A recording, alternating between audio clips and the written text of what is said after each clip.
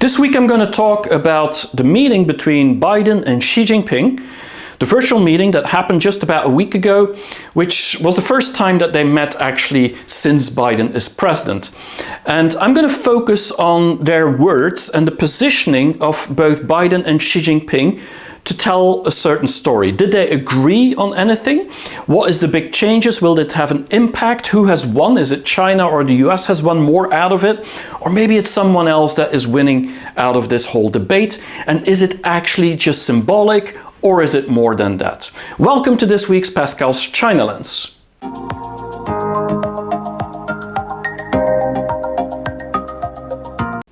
Hello there, welcome back to my channel Pascal's China Lens. Now, if this is your very first time on my channel, my name's Pascal Coppens. I'm from Belgium. I've lived in China for 20 years as an entrepreneur, but also in corporate environment. And so I'm trying to shed every week with a new video some light from China inside out, how China is evolving and what it means, and have a different lens, a different view on what we hear in the news, in the world, in the media about China. And today I'm going to talk about the meeting between Xi Jinping and Biden. And this is quite interesting because this meeting was actually the very first meeting that happened since Biden became president. So that's a long time, 11 months. And so there was a lot to be discussed. And so the meeting itself took 3.5 hours.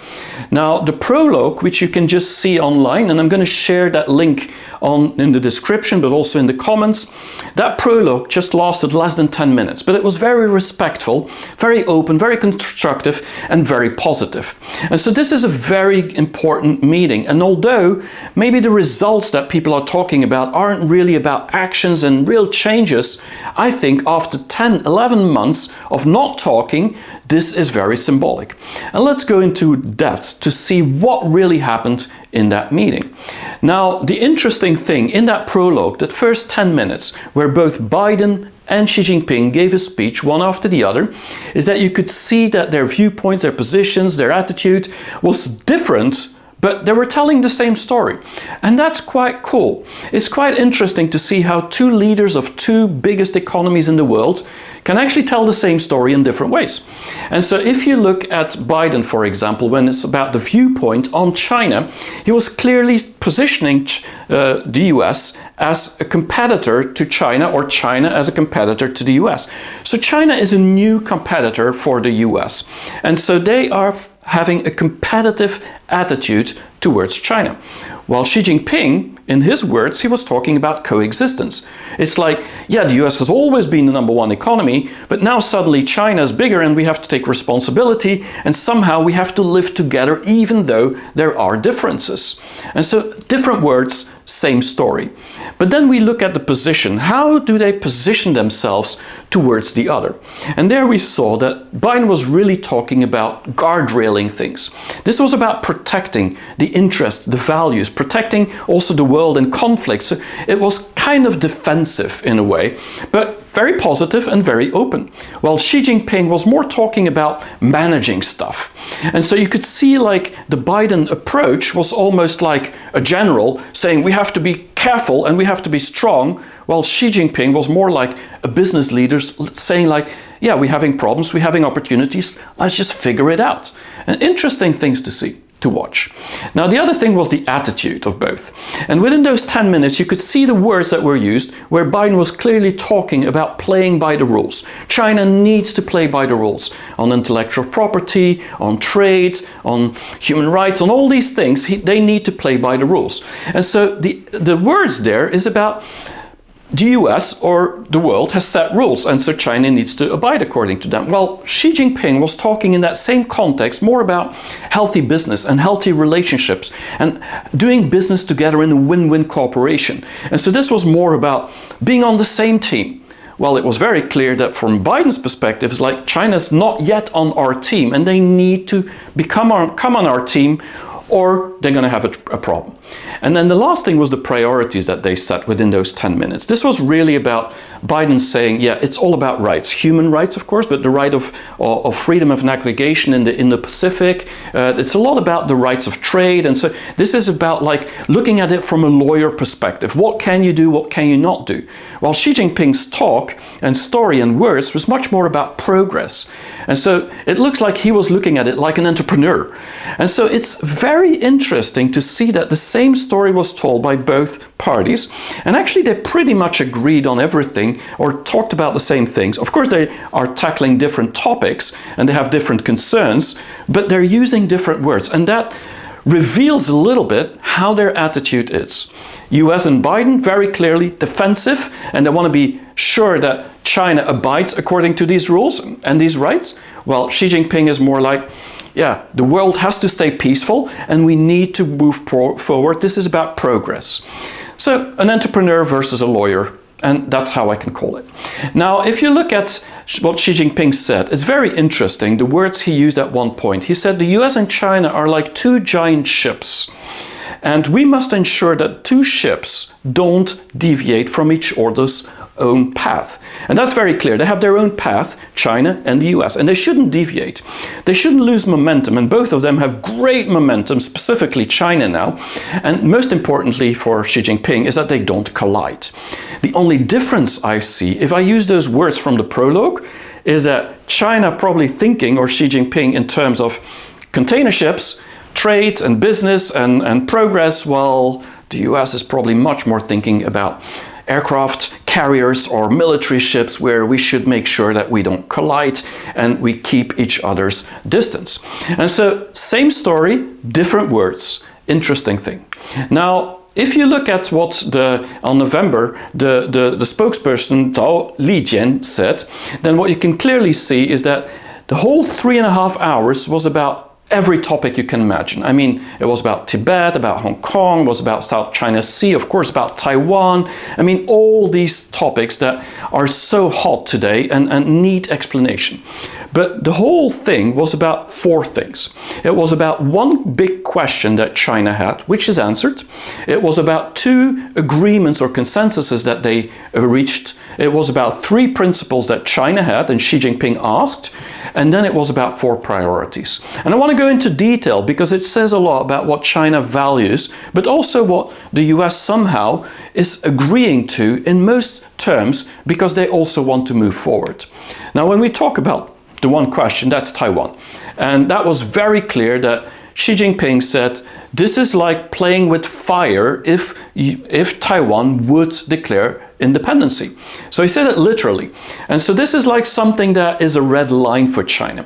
And so that's why it's the #1 question for China during that 3.5 meetings, because if the US would not follow or agree with the one China principle, it could end up badly for Taiwan, for the world, for China, for the US. I mean, this would be a disaster.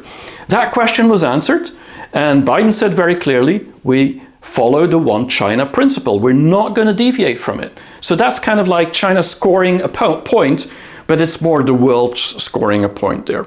And then the second thing was about the consensus. Where did they agree on? They agreed on no conflict and no Cold War.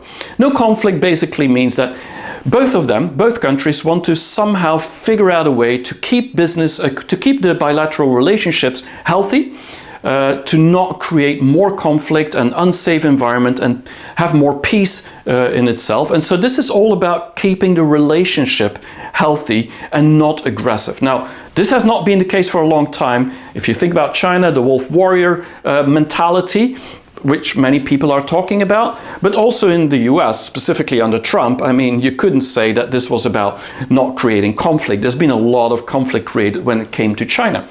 But most important is the no Cold War attitude. And so both China, Xi Jinping and Biden agreed that they need to de-escalate this Cold War tendency or trend that is happening, because otherwise it's really not going to be possible for both countries to actually figure out a way to coexist or even to compete.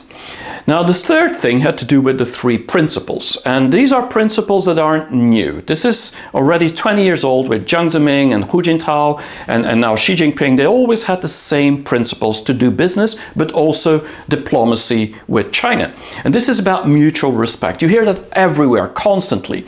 This is exactly what Trump didn't want to do. He was very disrespectful, specifically Pompeo at that time, his Secretary of State, against China. And so this created like this feeling from China, like moving a step back, because if you're not going to respect us, then we're not going to deal with you. And so this is something that Biden, I think, has unlocked during that meeting a little bit. Now, what will happen is a big question for the future, because this is like a roller coaster, and if you see what happened the last weeks, I mean, there's constantly ups and downs. But this is a sign. The other thing is about peaceful coexistence, and this is about the world.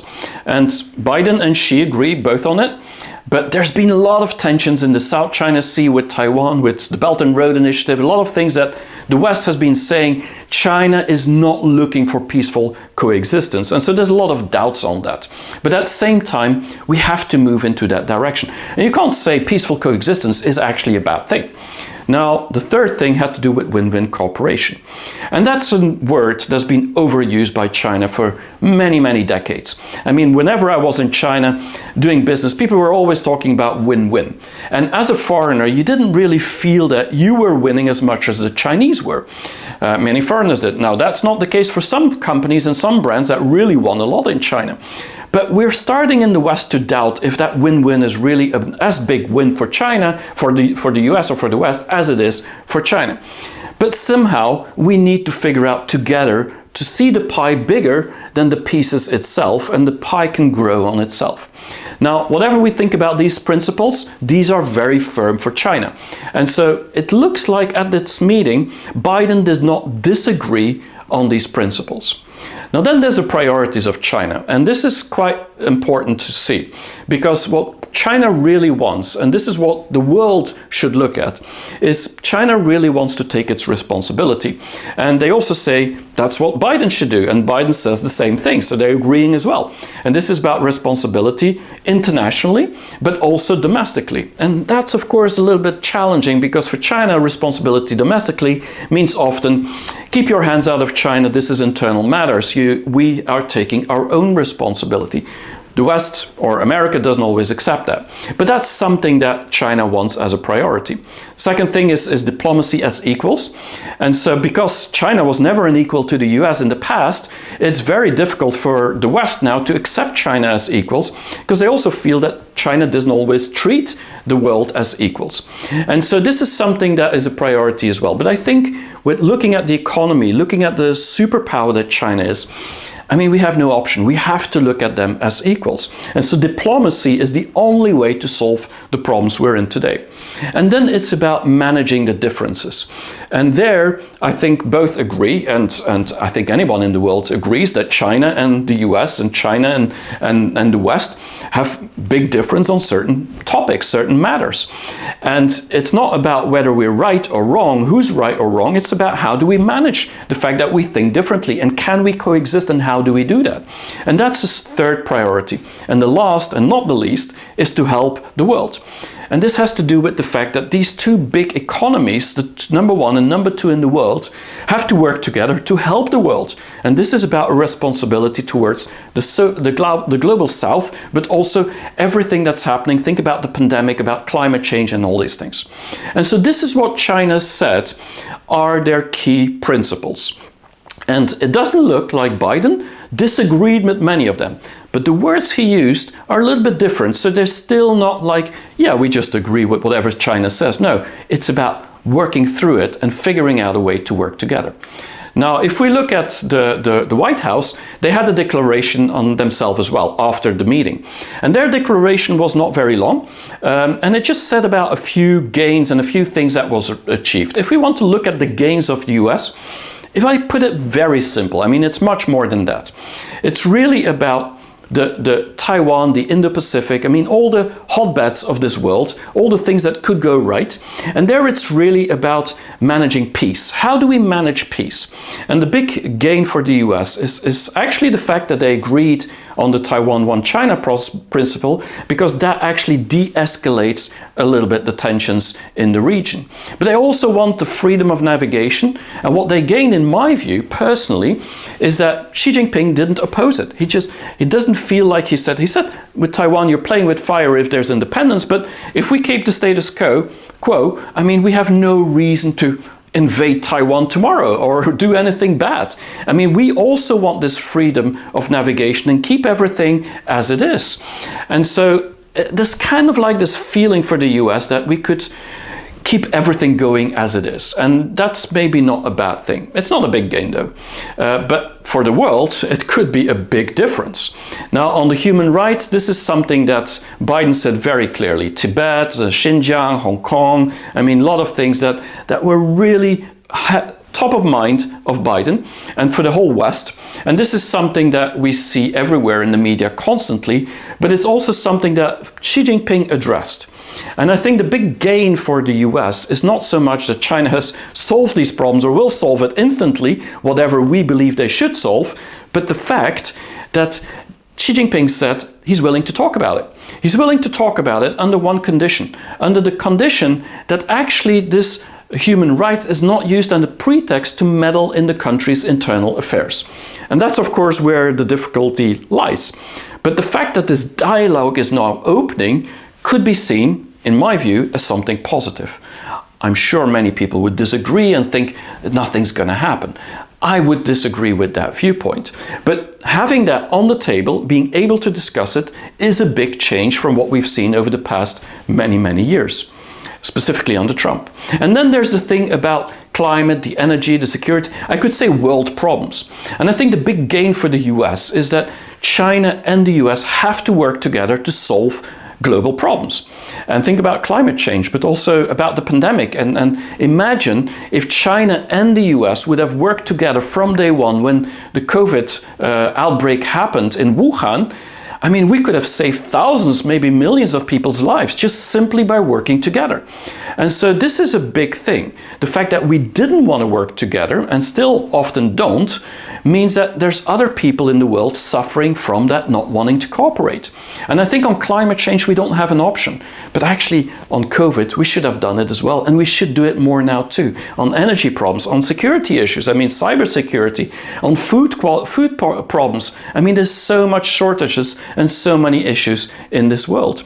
And so we have to work together. And that is in my view a big gain for the US, that there's a collaboration possible. Because let's not forget, I mean, a lot of engineers and a lot of things are coming from China these days. And then there's a trade deal. And maybe that's the biggest gain on the short term that Biden got. Because the Phase 1 trade deal is something that Trump negotiated with China. But still today, if you look at 2021, China is still $100 billion behind its commitment to buy products from the US, or food, or lots of things that they wanted to buy. And so $100 billion is a lot of money. And so China needs to maybe get their act together there. They need to now double down, and it would be a big win for Biden as well, which has some problems back home. It would be a big win to say, well, I got that first Phase 1 deal that Trump negotiated through with Xi Jinping, and he bought $100 billion in more products from the US. And so that's great. And it's great for American workers as well in the future. So we're going to see a lot of things happening on the trade, I think. Is it a huge change for China, for the US? Well, I'm not sure. But I do believe that China feels more in a victory sense than the US does now. And so when you look at the gains for China, it's very clear that the One China policy, the One China concept, is something that was a red flag if that would not have been agreed. And this is now okay, so I think this is the biggest gain for China, that nothing, the status quo can just continue. And so this is the red line that China drew. And so that's not a problem anymore, or shouldn't be, but we never know, of course. But then the most important for me, in my view, is that Biden said the idea is not to change China's system. Very different rhetoric from Pompeo or from Trump that really were bashing on the Communist Party of China and saying it's undemocratic. And Xi Jinping actually said within that meeting just last week that democracy is different in China, it's different in the US, it's different everywhere in the world, but it's not about who's right and who's wrong, it's undemocratic if you believe, as for example a US citizen, that China's democracy is actually not the right democracy. That's undemocratic. Right or wrong, we can debate it, but the reality is that Biden kind of said, we're not going to attack your system. We actually just want you to play fair. And the fact that China feels that the US wants to go into a no conflict environment is, in my view, also a big gain. And so they shouted victory like, yeah, if there's no conflict, what that means is that the economy can continue, and that's the strength of China right now, and that is needed to get these 700 million people still out of poverty. You don't want to have a conflict, you don't want to have a war or a Cold War. And the most important, of course, for China is that communication channels are open again. And so why do I believe that the win for China is bigger than the win for the US? It's not so much that one has won more than the other one, but I do believe that the difference is that what the US is asking from China, which is things like all these things like the Taiwan and the human rights and climate change and the trade deal. And I mean, these are very, very complicated matters. These are very complicated matters. And if you look at it, you can't just solve that with doing a few actions. And so the demands from the US towards China is not easy to solve. While the demands from China towards the US are pretty easy to solve, saying that Taiwan is a one country system, or what Taiwan and China is one country. It's quite easy, it's just one word and it's done. Saying that the Chinese system has its legitimacy and we're not going to attack it is just one word. Saying you're not going to do conflict is about not sending military ships everywhere and attacking China. And opening communication channels, just about arranging meetings. And so what I think is different is that China gains are bigger than the US because the questions, the requests that they had, the demands that they had were easier to solve. And so it's not that they got more gains out of it.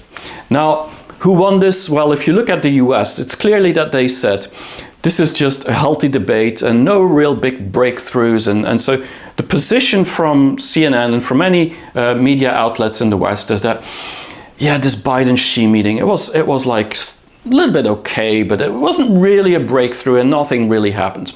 I would disagree, because I do believe this is very symbolical. And in Chinese thinking, in Chinese culture, this is a first step towards many, many steps to come. And so this is actually, I believe, it's not about China who won. It's not about the US who won. I think it's the world who won. And maybe it's not a big deal yet, but it could be the first step towards a big deal. Maybe we reached bottom. Rock bottom have been reached when it comes to the conflict between the West and China. And so maybe we're de-escalating from now on.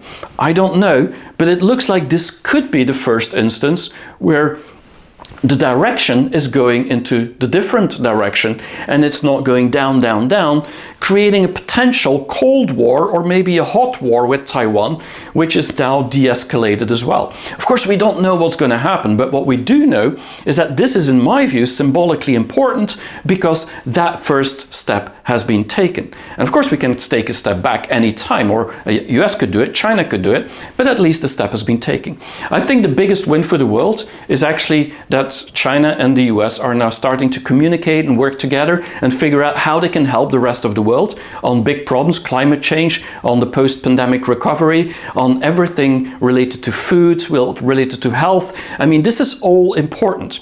And so in my view, although the world is saying, specifically Western media, that this is not a big win, this is just a healthy debate, it doesn't mean really much, it's the first thing, I actually disagree. And I believe if the West, if China can follow through on the positive and open and constructive meeting that happened just a week ago, it could actually change the whole world to become a better place.